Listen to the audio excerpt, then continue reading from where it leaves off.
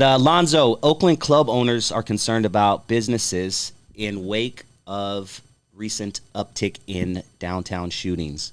You own the club. Talk to me about what they're going through right now. All this shit is related. I've been saying this since I started this show. You cannot go to a club, restaurant, or any place of business, act a damn fool, and expect for the citizens not to complain. And when they started complaining, guess what?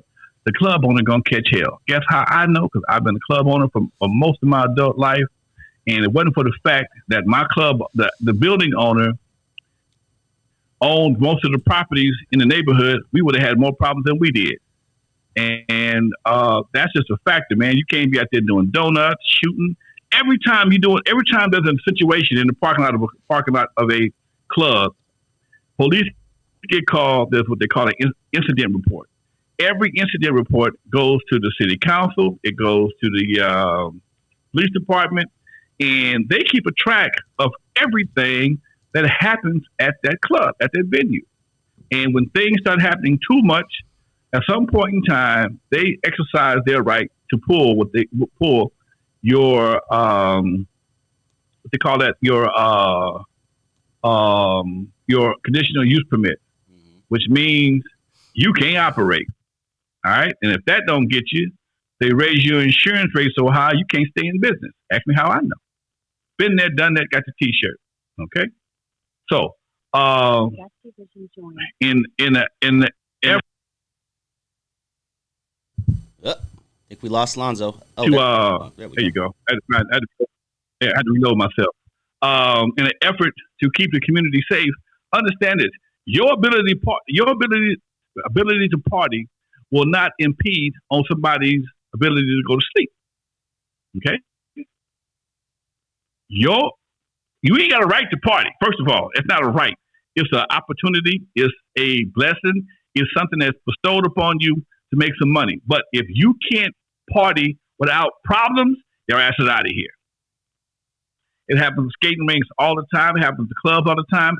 It happens at popular restaurants because for some reason, we got a new generation that thinks that shooting and fighting and shit is how you your dessert after a good evening. If nobody don't get shot, the party wasn't party. The party wasn't no fun. Nobody got shot or nothing, man. When you go to a party, oh man, it was cool, man. Nobody got shot or nothing, man. It was real cool. Dude, that's sad, man. That's sad. When somebody can sit there and say, hey, man, nah, man, went to the party. It was real cool. Nobody got stabbed, but no fights, with no shooting or nothing. When stabbing and shooting and fighting becomes a part of the experience, that's a bad experience, folks. Yeah, man. That's just something that we have to learn to get. We have to learn to get over.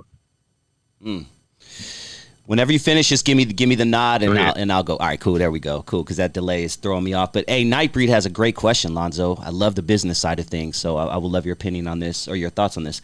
Nightbreed says, "Yo, Lonzo, did Michel'le and Dre ever seem interested in asking questions about your business knowledge during World Class Wrecking Crew?"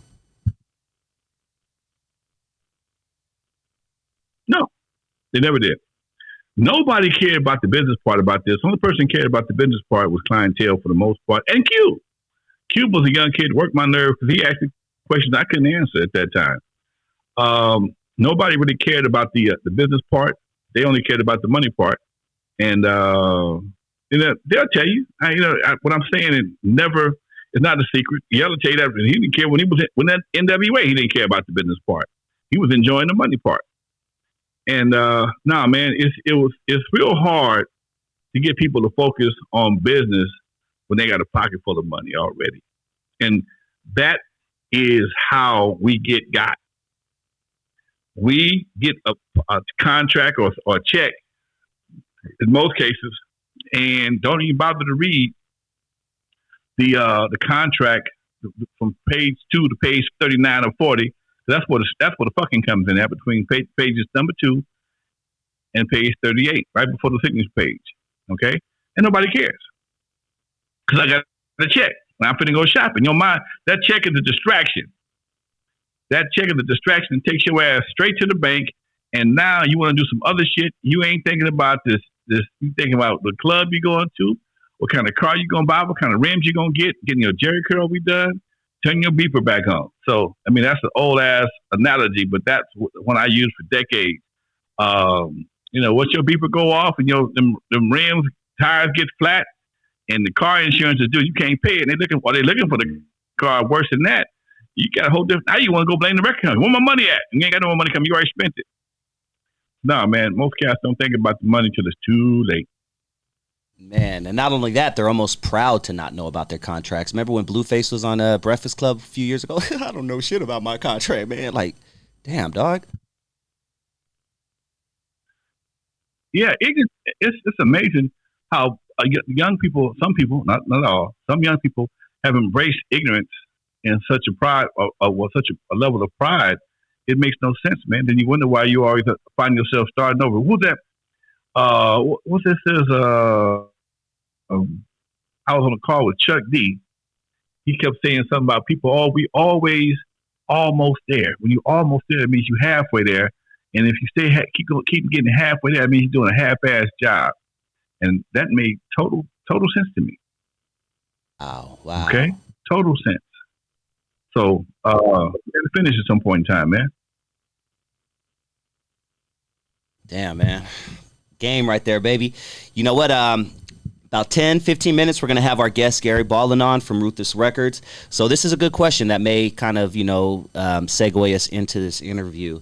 34 years ago this week was the release of Straight Outta Compton.